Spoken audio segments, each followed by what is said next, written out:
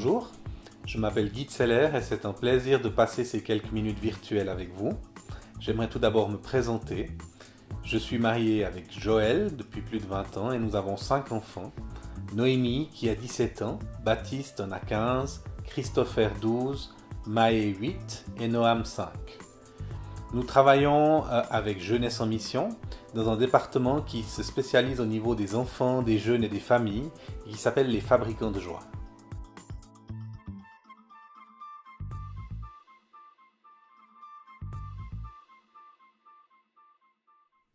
Je crois qu'une des premières choses pour pouvoir former et encourager les parents, c'est d'apporter des enseignements sur ce que c'est que la famille et quelle est la vision de Dieu pour la famille. Et il nous faut aller un petit peu plus loin que les enseignements simplistes, le b.a.-ba, parce que la famille, c'est une idée passionnante que Dieu a eue, et la plupart des gens n'ont aucune idée des desseins de Dieu, des projets de Dieu au travers de la famille. La première fois que j'ai enseigné sur ce thème de la famille, c'était un message encore brut, parce que j'étais en train de découvrir beaucoup de choses que j'ai partagées avec enthousiasme. Et à la fin, il y a eu un grand silence dans l'église. Pendant 15 minutes, personne ne s'est approché de moi, même le pasteur semblait m'éviter. Et là, j'ai commencé à me sentir dans mes petits souliers et j'ai prié, Seigneur, est-ce que j'ai dit des bêtises? Seigneur, corrige-moi si je suis allé trop loin. Finalement, j'ai une dame qui s'est approchée de moi et qui m'a dit, Bonjour frère, merci beaucoup pour ce que vous nous avez partagé ce matin. Vous savez, ça fait 15 ans que je viens dans l'église ici, et c'est la première fois que j'entends un message sur la famille. Et ça m'a surpris. Et je lui ai dit, mais vous parlez pas de ces choses? Puis elle m'a dit, non, non, vous savez, chez nous, ça fait partie de la sphère privée. Et ça m'a beaucoup interpellé. Et j'ai réfléchi un moment là-dessus. Et puis je lui ai posé la question, mais votre pasteur, il vous parle pas du mensonge, ou de l'adultère, ou de choses de ce genre-là? Elle me dit, mais bien sûr qu'il nous parle de ça. Et puis ça m'a choqué parce que mensonge, adultère, c'est aussi la sphère privée. Mais on en parle, parce que tout ce qui est de l'individu et de la personne, on n'a aucun problème d'en parler, mais dès qu'on touche à la famille, alors là, ça devient difficile. C'est comme si les gens disaient on me dit déjà comment je dois vivre à mon travail, comment je dois être à l'église, tu vas pas encore me dire comment je dois être dans ma famille. C'est encore le dernier endroit où je peux me lâcher un peu puis être moi-même. Et c'est justement là le problème. C'est qu'à la maison, on ne peut pas se cacher. C'est que à la maison, on est connu pour qui on est vraiment.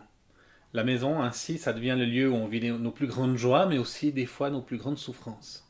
Et cette différence de vie entre le vécu à la maison et le vécu à l'église est parfois, et même souvent, ce qui va semer la confusion chez les enfants et chez les jeunes. Maintenant, bien sûr, on parle d'encourager les parents. Les parents ont besoin d'être encouragés. Ils ont besoin de sentir qu'on est de leur côté. Et pas qu'on est en train de mettre des poids supplémentaires sur leurs épaules en disant mais vous devriez faire ci, puis il faut que vous fassiez ça. Autrement, on les conduit dans une dimension légaliste de la foi, et puis ce qu'ils vont transmettre à leurs enfants ne sera pas le fruit de la vie, mais ça sera le fruit de l'obligation. Et ça, c'est un des plus grands défis qu'on a dans nos familles chrétiennes. Que la foi soit quelque chose qui soit vécu de manière tellement naturelle et authentique que les enfants absorbent ça, plutôt qu'ils ont l'impression qu'on les fait passer par des devoirs et des obligations. La transmission de la foi, c'est quelque chose qui nous dépasse. On n'a pas de maîtrise dessus. On ne peut pas forcer nos enfants à suivre et à aimer le Seigneur. C'est un exemple qu'on leur montre, on fait notre part, mais après c'est quelque chose où on abandonne entre les mains de Dieu. Dieu lui-même, qui est le meilleur des pères, ses enfants ont choisi de ne pas le suivre. Et on ne peut pas lui mettre la faute sur ses épaules. De même, quand certains de nos enfants choisissent de ne pas marcher avec Dieu, on ne va pas forcément se culpabiliser pendant des années. Je crois que ce qui est important, en tout premier, c'est qu'on soit fidèle dans la prière pour nos enfants.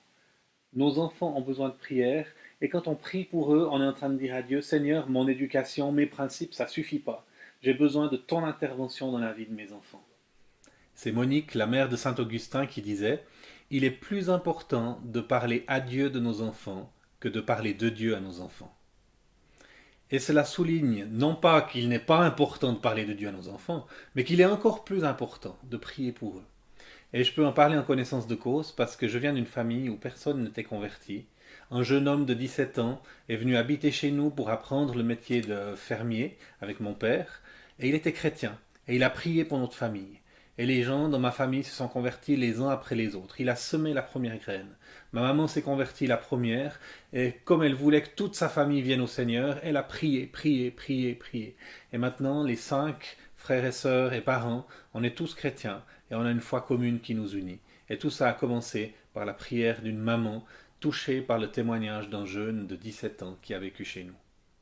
Je crois que le plus grand défi pour les familles chrétiennes, c'est de sortir d'une forme de dualisme, où on est chrétien le dimanche, on est chrétien dans les réunions, dans les conventions, dans les séminaires, mais on ne sait pas comment intégrer notre foi dans la vie de tous les jours. Et ça sème la confusion chez nos enfants. Je me souviens, une fois, nous étions à Paris, on faisait un camp avec des adolescents, et cette jeune qui était révoltée contre Dieu et contre l'Église et qui voulait tout envoyer balader, à un moment donné, on essayait de discuter avec elle, elle nous a raconté ce qui se passait. Elle nous a dit, tu sais, mon père, il est ancien. Il raconte les histoires de la parole le dimanche matin, il sourit à tout le monde, il écoute les gens, il est gentil, et tout le monde l'apprécie.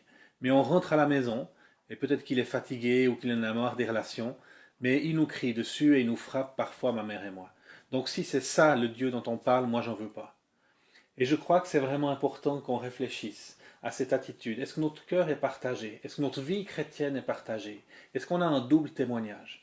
Parce que le plus grand témoignage qu'on va porter sur nos enfants, c'est même pas les versets ou la Bible qu'on va leur lire, bien que la parole ne retourne pas à lui sans produire son fruit, mais nous sommes la première Bible, le premier évangile qu'ils vont lire. Nous sommes une lettre de Christ écrite dans nos cœurs.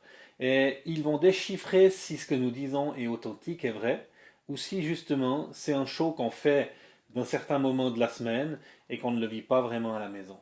Donc ce dualisme, il est important qu'on puisse travailler dessus pour aligner nos vies et que notre vie de famille soit un lieu où la foi soit vécue pleinement et qu'elle puisse impacter et imprégner nos enfants parce que c'est juste la vie naturelle et normale que nous vivons partout.